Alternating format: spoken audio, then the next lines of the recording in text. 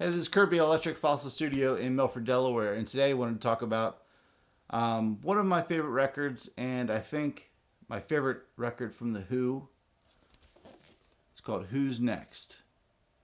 And I would argue if you don't know about The Who, if you're a younger listener or just not experienced in rock and roll, and you've heard about The Who, but you don't know where to start, this is your gateway. To me, this has two of their best songs. I mean, they've got a lot of great songs. But my two favorite songs by them are Won't Get Fooled Again and Baba O'Reilly. Unbelievable songs. Songs that any writer who would love to have one of those songs in the catalog. Something they could be utterly proud of. I mean, how amazing and huge sounding. It gives you goosebumps kind of sound. Incredible. So, The Who, for you don't know, is an English bass band. Pete Townshend, John Entwistle, Roger Daltrey, and Keith Moon. So, my overall image of this band, if this is like a superhero group, is Entwistle is flourishing on the bass, very much a rolling kind of bass player. He's kind of just jamming. Keith Moon is playing like a frenetic jazz rock style that's all his own, but he's busy. It's a busy drummer. He's not laying back and holding it down very much. He's very much all over the place. Roger Daltrey kind of sings. He can get really soft, but then he's like a cannon with his delivery. Very powerful, straightforward. But he's not doing a lot of... He's not very busy. He's pretty much right down the middle.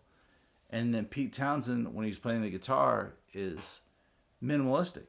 You've got all of that activity going on the rhythm section. You can kind of hold a chord and let it ring because these guys are picking up the pace and keeping it going.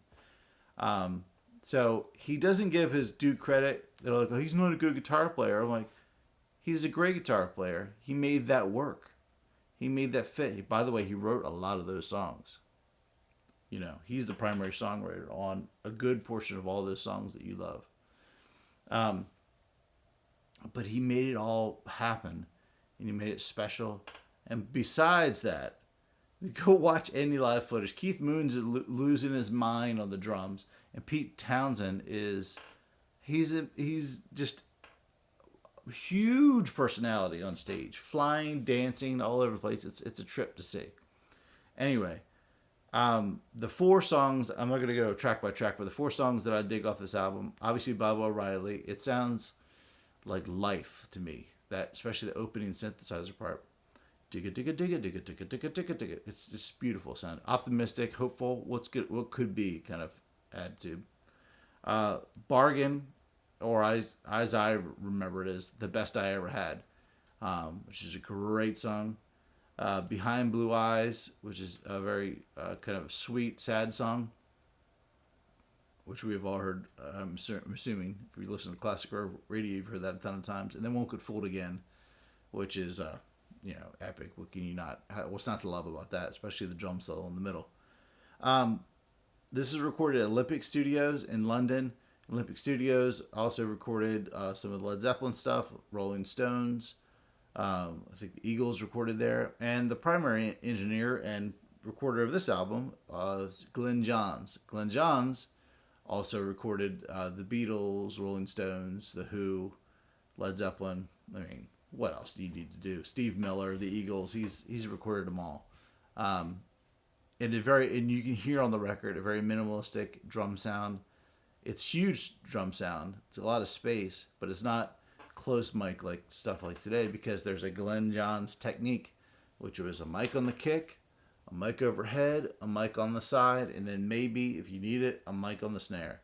And that's it. And you just give basically an image of the whole drum set. Done.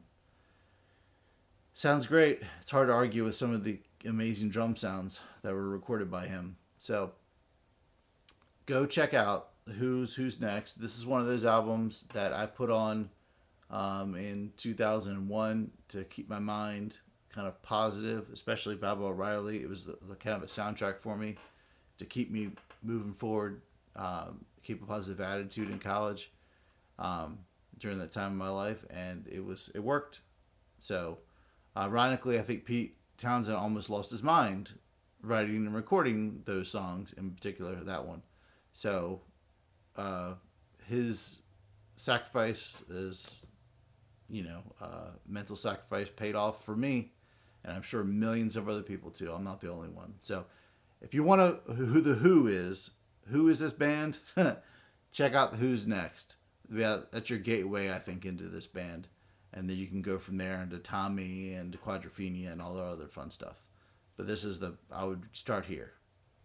Hopefully that helps. If you want to book some time, feel free to reach out through Instagram, Facebook, or YouTube at Electric Fossil Studio, or you can email me at electricfossil@yahoo.com. Talk to you guys soon.